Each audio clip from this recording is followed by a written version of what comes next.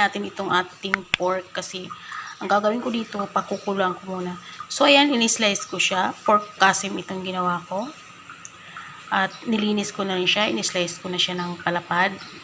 Maglalagay ako sa kanya ng bayleaf, ng garlic, at ng onion.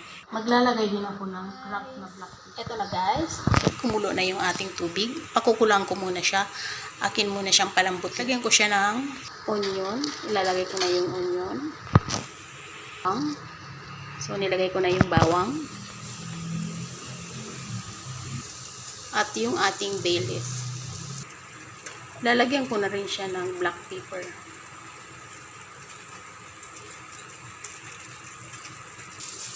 At ng salt. At ilalagay ko na yung ating pork.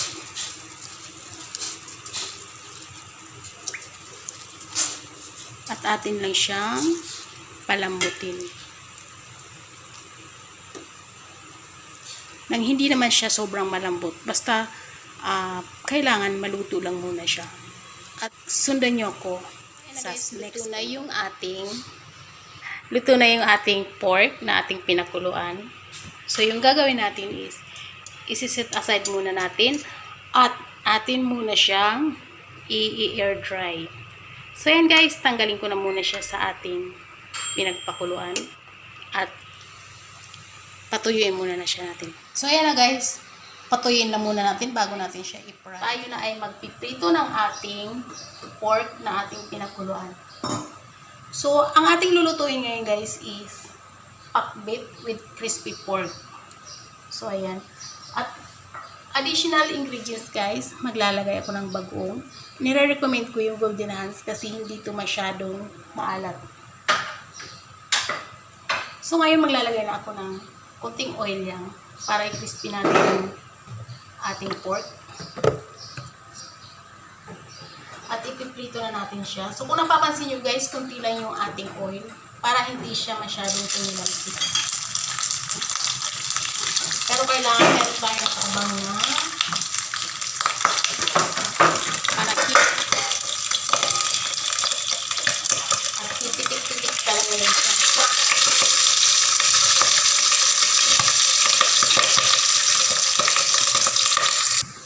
So, ayan na guys. Ito na yung ating last batch ng ating pinakrispy na pork. So, medyo ingat-ingat lang. At talagang pumipitik.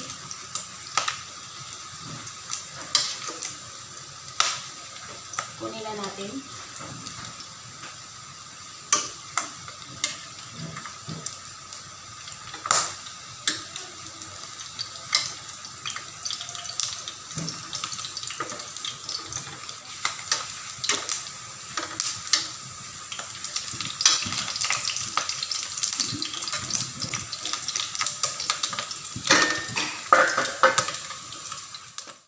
So, ayan na guys, tapos na yung ating pinirito.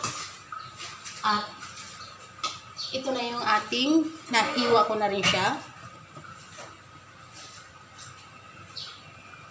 So, ayan. So, ayan guys, magigisa na tayo ngayon ng ating bagoong at ng ating gulay.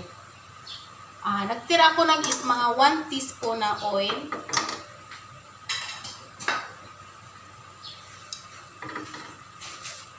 Magigisa na tayo. Unahin natin yung ating garlic.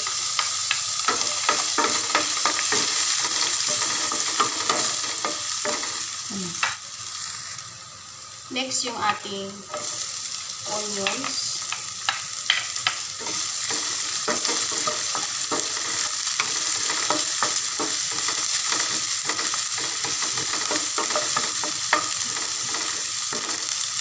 At yung ating tomato. Kamatis pala. So, hintayin lang natin na maluto yung ating tomato.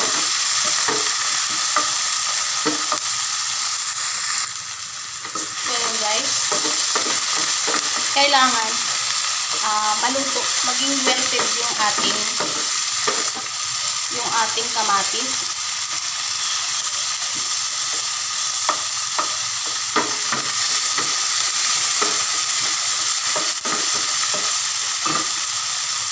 maglalagay na ako.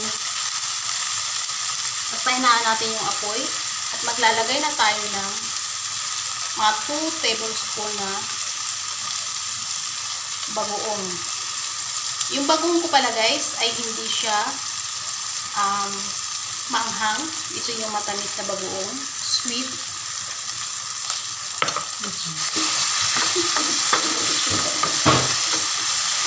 Ayan. At lulutuin lang natin siya.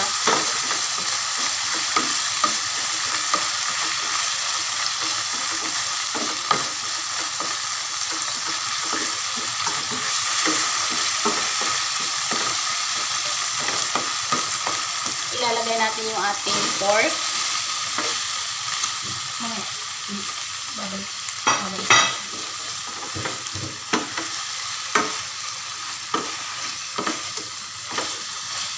So, this time, medyo dadagdagan na natin yung ating apoy.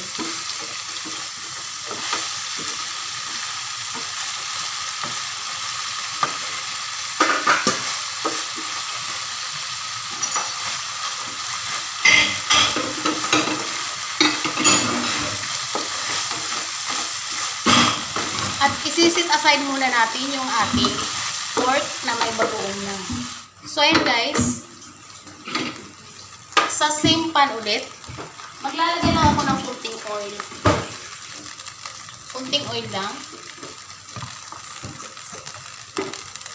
At ilalagay na natin yung ating gulay.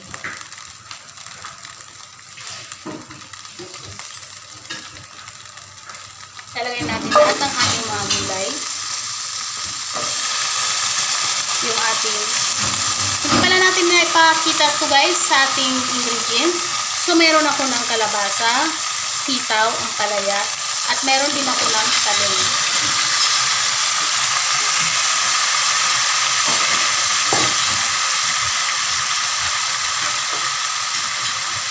At ilalagay ko na rin yung ating talong.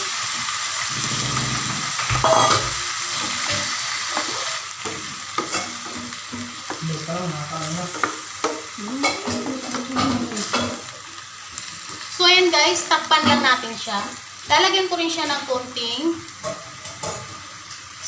pinaglagaan natin ang ating pork. Kunti lang. Hindi natin kailangan ng maraming sabaw.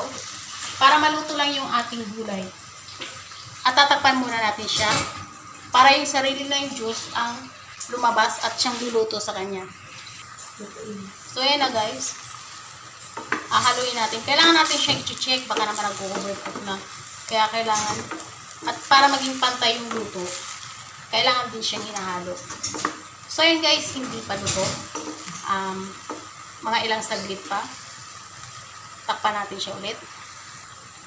So, ayan na guys, ilalagay na natin yung ating halos luto na. Ilalagay na natin yung ating pork na may bagoong.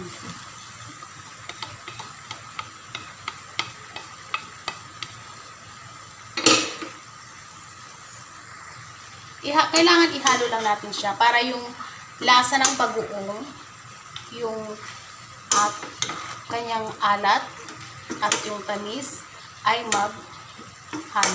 mag-blend sa gulay. So, ayan guys. Napakasimple, napakadali. Kita nyo naman, meron na kayo na isang masarap na tanghalian.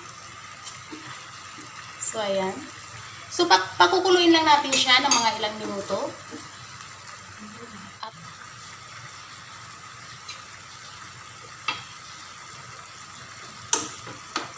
Haluin pa natin siya. So, ayan guys. Luto na yung ating pinakbet. Pinakbet with crispy pork. At bago tayo magtapos guys, kung bago ka sa channel ko, please subscribe. Mag-subscribe ka na.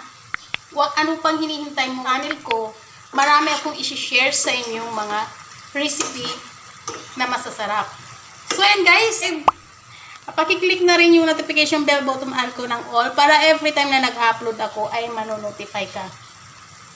At paki-follow na rin ako sa Facebook page, Hilda Kitchen Vlog. At pwede rin yun ako i-follow sa aking personal na account sa Facebook. At Lario Lanigero. Guys, pwede nyo rin itong i-share sa inyong mga relative and friends kung natutuwa kayo sa aking at nagustuhan nyo yung aking video. Ay pakibigyan na lang ako ng like at comment lang guys sa gusto nyo sabihin about my recipe. Maraming salamat sa inyong panonood at hanggang dito na lang tayo guys. Salamat. See you again on my next video. Bye bye!